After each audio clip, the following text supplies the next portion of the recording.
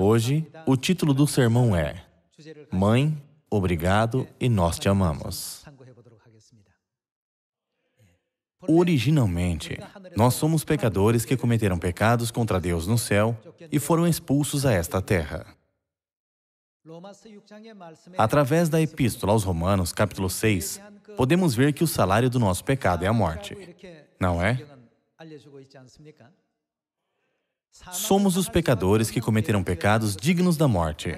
Em outras palavras, nós somos pecadores condenados à morte.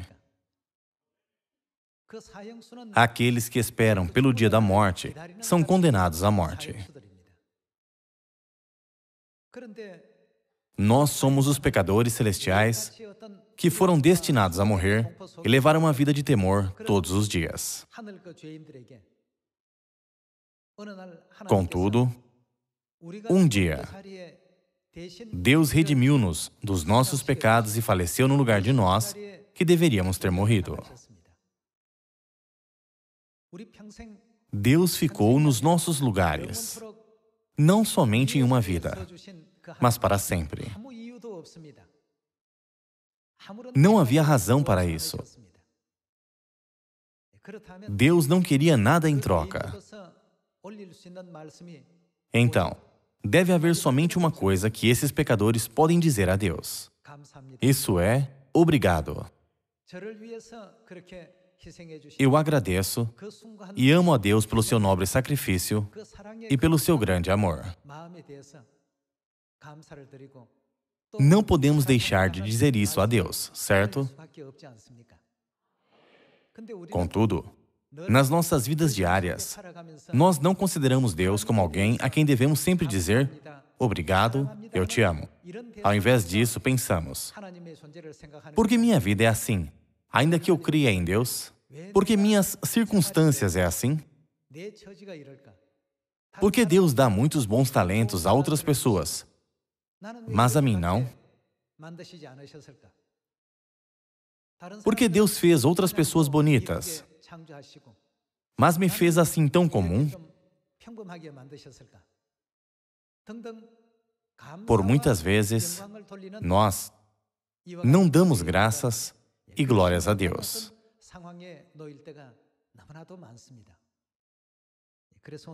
Assim, hoje, vamos tomar um tempo para pensar sobre que tipo de vida nós devemos levar em relação a Deus daqui em diante. Para isso, primeiro, vou lhes contar uma história infantil.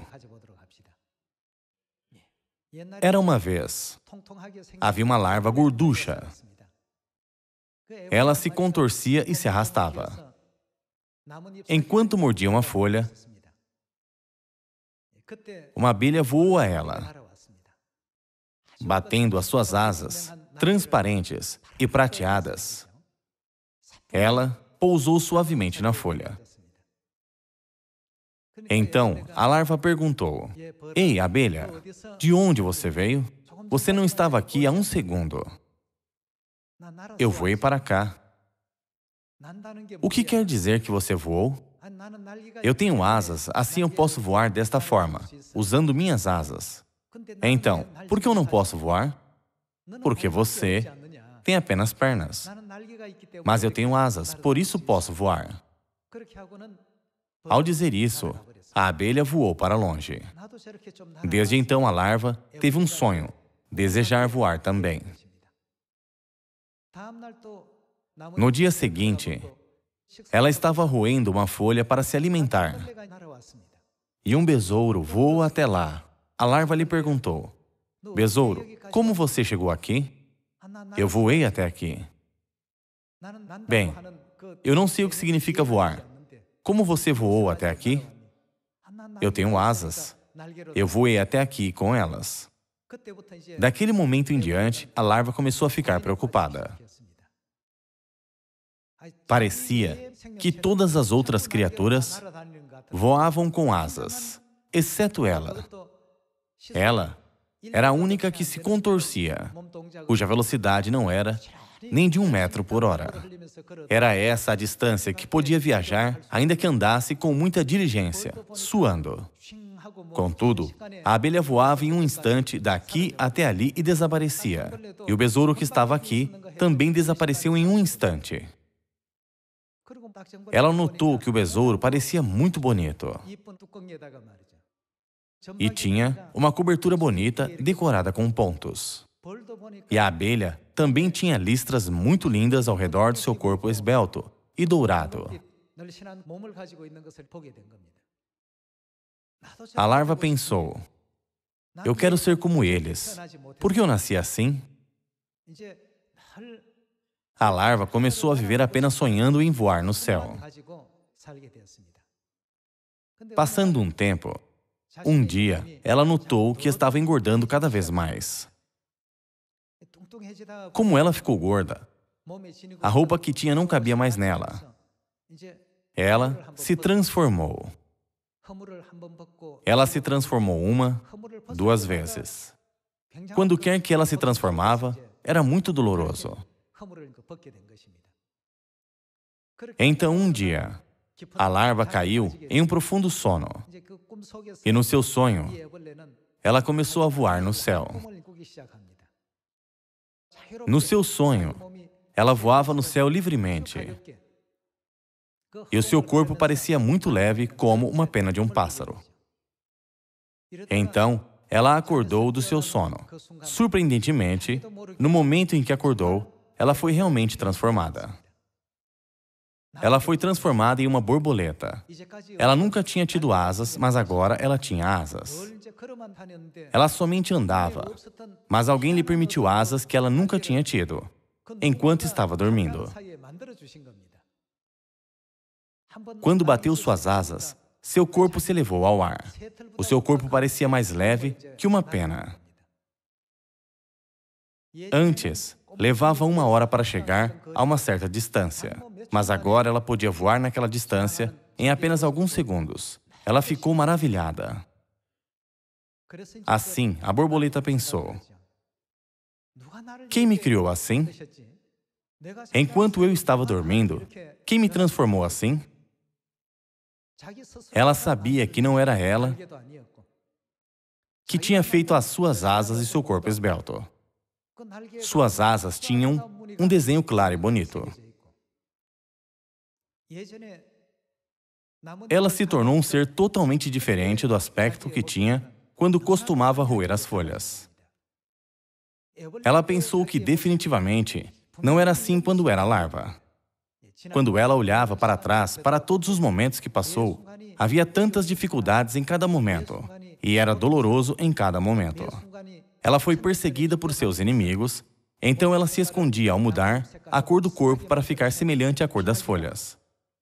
Ela vivia uma vida assim dura. Contudo, todos os tempos difíceis passaram e ela foi mudada. Ela estava tão feliz e absorta. Quando compreendeu como uma larva cresce para ser um inseto adulto, ela finalmente compreendeu que foi Deus quem a fez isso.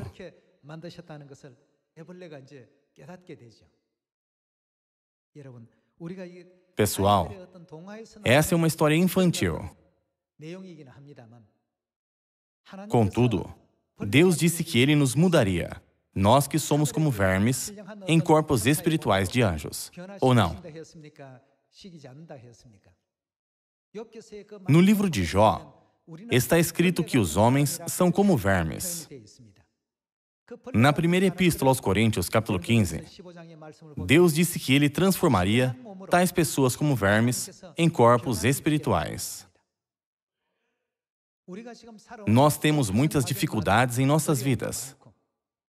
E também lamentamos nossas aparências ou nossas circunstâncias. Nós reclamamos e murmuramos. Porém, o que estamos passando é o que as larvas passam até se tornarem borboletas. O que acontecerá no final? Deus nos mudará em corpos espirituais de anjos. Antes, Vocês provavelmente queriam fazer dieta para parecer mais belos e pensavam, como eu posso parecer mais charmoso do que os outros? Pessoal, seus aspectos presentes são bons. Não tenham muito nas mentes o que as outras pessoas têm. Embora parecendo belos, nós ainda somos como larvas aos olhos de Deus. Mas Deus nos mudará em seres muito mais belos, não é? A larva pensou, quem me fez assim? Não fui eu. Não foi ela que fez as belas asas, os olhos e o desenho nela. Quem será aquele que fez isso? Agora, nós compreendemos que Deus está nos transformando em seres belos pouco a pouco. Neste processo, nossas vidas podem ter algumas dificuldades e alguns sofrimentos. A saber, quando é o tempo para nós nos transformarmos, pode haver aflições e dor. Larvas têm que dormir na forma de casulo por um longo tempo. No momento que precisam sair de lá, elas têm que fazer muitos esforços e sofrer a dor. Quando fazem assim, elas podem finalmente se tornar borboletas, certo? Quando olhamos para as nossas vidas espirituais, através de toda a criação da natureza, podemos entender a providência de Deus completamente. Não há necessidade de reclamar ao pai e à mãe, dizendo, por que vocês me fizeram assim? Por que me fizeram como lagarta do pinheiro? Fizeram outras pessoas bonitas, mas por que vocês me formaram desta maneira? O aspecto que temos hoje não é nossa imagem original. Apenas estamos no processo de ter imagens mais belas, certo? Nós devemos pensar, isso é apenas um processo. Em breve chegará o tempo em que eu poderei mostrar o meu ser real, certo? Nós viemos a esta terra como pecadores por termos pecado no céu. Então, as únicas duas coisas que podemos dizer ao pai e à mãe são obrigado e eu te amo. Outras palavras não são necessárias, exceto essas. Nós precisamos dar glória e louvor a Deus. As palavras de reclamação não são nem um pouco necessárias. Nossos corpos físicos se corrompem, mas que tal nossos espíritos em nós? Renovados dia após dia, muito em breve, Deus nos dará asas com as quais poderemos voar. Deus nos mudará em seres espirituais para voarmos livremente pelas estrelas. Não precisamos nos preocupar. Portanto, espero que sejamos os que sempre dizem, mãe, obrigado, eu te amo. Pai, obrigado, eu te amo.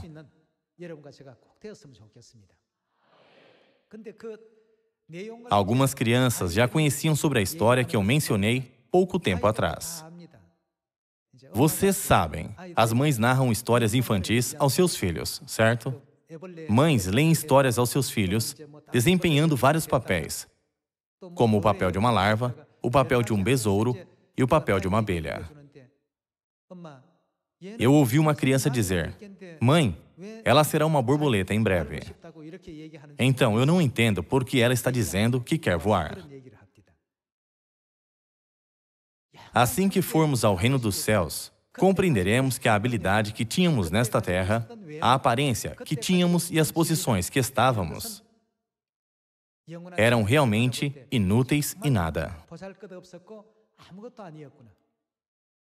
No céu, nós compreenderemos a razão porque Deus nos pediu para nos arrepender e enfatizou que devemos pensar nas coisas celestiais, mais do que nas coisas terrenas.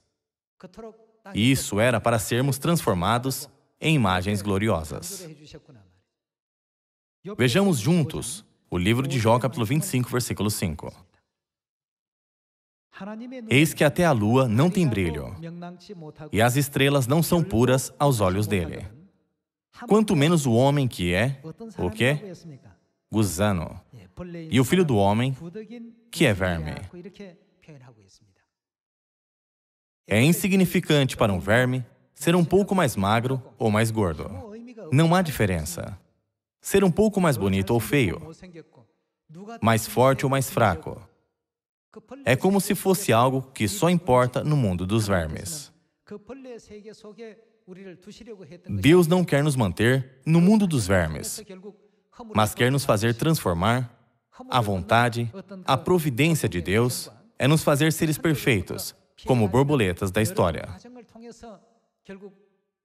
através do processo de transformação e através da dificuldade de fugir dos inimigos. As asas e os desenhos nelas, que a larva chegou a ter, não foram criados por ela. Alguém fez todas essas coisas para ela. No livro do Gênesis, capítulo 1, está escrito: no princípio criou, quem? Criou Deus os céus e a terra. Quando nós damos uma olhada para isso, para ver quem fez tudo isso, nós descobrimos que foi o pai e a mãe. Pessoal, não vamos apenas nos imaginar no mundo das larvas. Não vamos somente nos preocupar sobre o tempo que continua passando. Ao invés disso, vamos correr fortemente em direção ao reino dos céus. Sobre vestir o corpo espiritual, vejamos a primeira epístola aos Coríntios, capítulo 15. Versículo 50. Isto afirmo, irmãos, que a carne e o sangue não podem herdar o reino de Deus, nem a corrupção herdar a incorrupção. Eis que vos digo um mistério: nem todos dormiremos, mas transformados seremos todos, no momento, num abrir e fechar de olhos, ao ressoar da última trombeta. Quando uma ninfa se torna uma libélula, ela é transformada num piscar de olhos. Quando uma larva se transforma em uma borboleta, ela muda num piscar de olhos. Continuamos a ler. A trombeta soará, os mortos ressuscitarão incorruptíveis, e nós seremos, como? Transformados. Porque é necessário que este corpo corruptível se revista da incorruptibilidade. Seremos diferentes em forma. Do corpo natural para o corpo espiritual, nós seremos transformados. Que este corpo corruptível se revista da incorruptibilidade e que o corpo mortal se revista da imortalidade. Versículo 54. E, quando este corpo corruptível se revestir de incorruptibilidade e o que é mortal se revestir de imortalidade, então se cumprirá a palavra que está escrita: tragada foi a morte pela vitória. Onde está, ó morte, a tua vitória? Onde está, ó morte, o teu aguilhão? O aguilhão da morte é o pecado, e a força do pecado é a lei. Graças a Deus que nos dá a vitória por intermédio de nosso Senhor Jesus Cristo. Portanto, meus amados irmãos, sede firmes, inabaláveis e sempre abundantes na obra do Senhor, sabendo que, no Senhor, o vosso trabalho não é vão. Sabendo que, no Senhor, o vosso trabalho não é vão. Para uma larva ser uma borboleta, ela deve sair do casulo. Quando obtém êxito em sair do casulo em que ela esteve confinada, ela pode finalmente ser uma criatura perfeita, como uma borboleta com que Deus está agradado. Nós também estamos passando pelo processo de transformação para um ser celestial. Às vezes, sofremos e encontramos dificuldades em pregar o Evangelho. Como seria fácil se Deus cortasse uma parte do casulo com tesoura e deixasse a criatura sair de lá facilmente para voar livremente sem deixá-la passar pelo processo difícil? Ainda que pudesse sair facilmente, isso não ajuda os músculos de suas asas a se desenvolverem.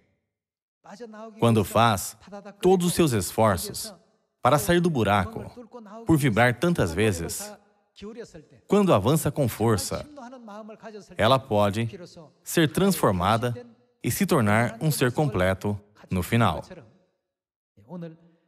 Através da primeira epístola aos Coríntios, capítulo 15, Deus nos desperta para o fato de que até uma história infantil sobre uma larva inclui toda a história da nossa vida.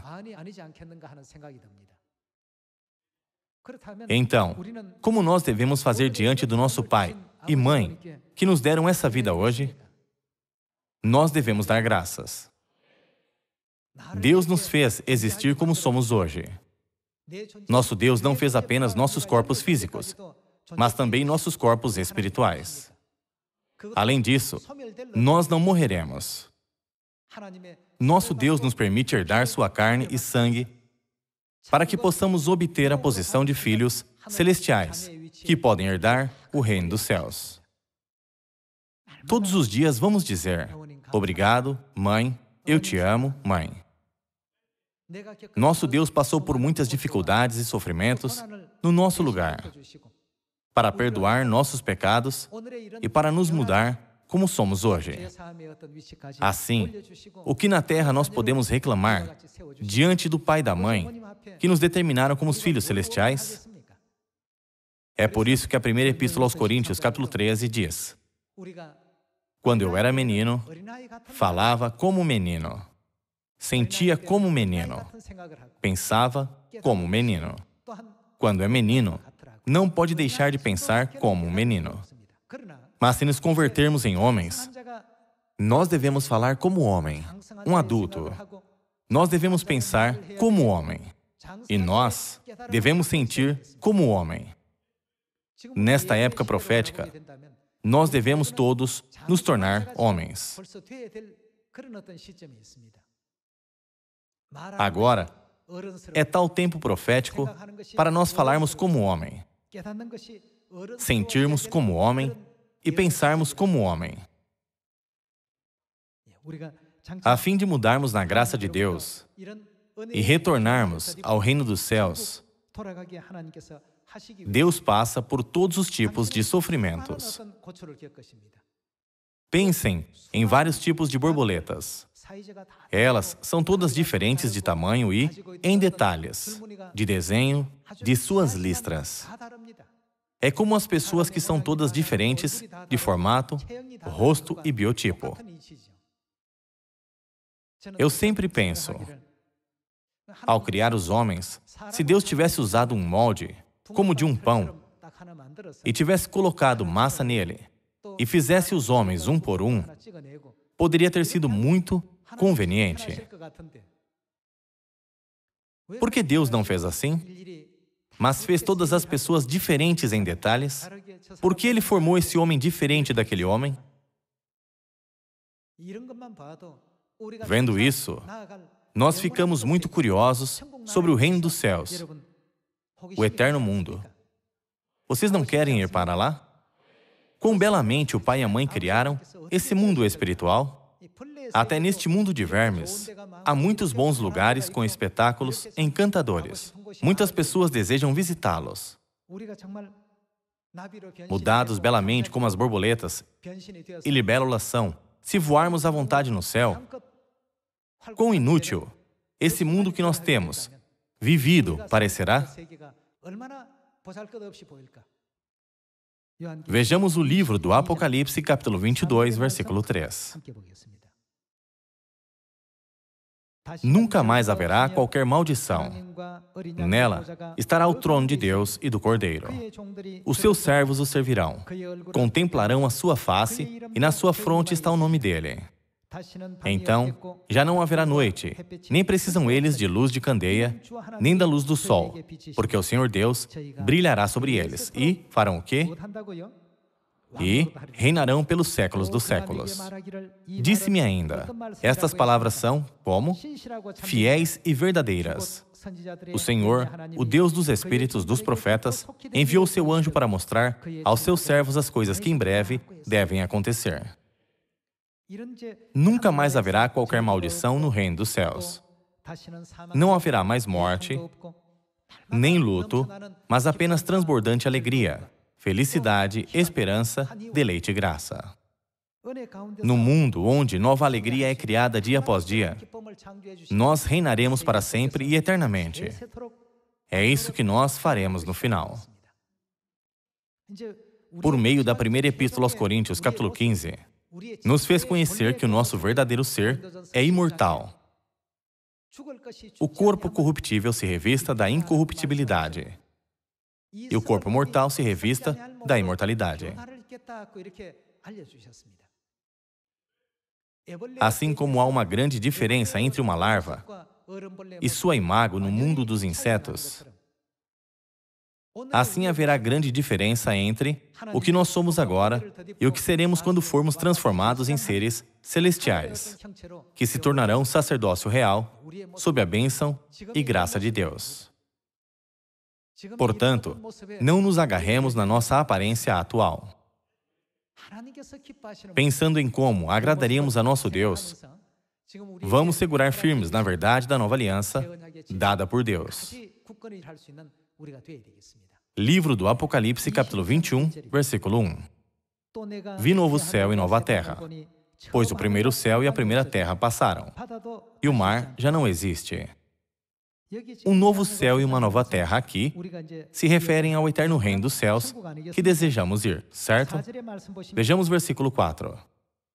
Sobre o que veremos no reino dos céus, está escrito: e lhes enxugará dos olhos toda lágrima, e a morte já não existirá. Já não haverá luto, nem pranto, nem dor, porque as primeiras coisas passaram. E aquele que está assentado no trono disse: eis que faço novas todas as coisas. E acrescentou: escreve, porque estas palavras são fiéis e verdadeiras. Disse-me ainda: tudo está feito. Eu sou o Alfa e o Ômega, o princípio e o fim. Eu, a quem tem sede, darei de graça da fonte da água da vida. O vencedor herdará estas coisas. Vamos nos segurar firmes a essa fé até o fim e passar pelo tempo de pranto com segurança. Somente quando cruzarmos o mar de pranto, em segurança na vida humana, tudo será completo. Nós nunca devemos desistir ou abandonar no meio do caminho, apenas por causa da dor e aflição. Nós nunca devemos nos desviar se alguém sugere algo mais doce. Nunca cometamos esses erros tolos, porque Deus preparou o eterno mundo para nós. Sobre Davi, um dos antepassados da fé, Deus disse, no livro de Atos, capítulo 13, Davi é um homem segundo o meu coração. Sobre um homem segundo o coração de Deus, Deus não mencionou ninguém mais na Bíblia. Foi somente Davi que Deus nomeou como homem segundo o meu coração. Então, no que Davi era bom? Davi sempre dava graças a Deus, observando a incrível providência de Deus. Obrigado, Deus. Rendei graças a Deus que criou os céus e a terra. Rendei graças a Deus que criou os céus. Rendei graças a Deus que estendeu a terra. Rendei graças a Deus que criou os mares. Ele apenas dava graças a Deus a todo momento. Ele compreendeu que tudo foi criado pelo bem do nosso futuro.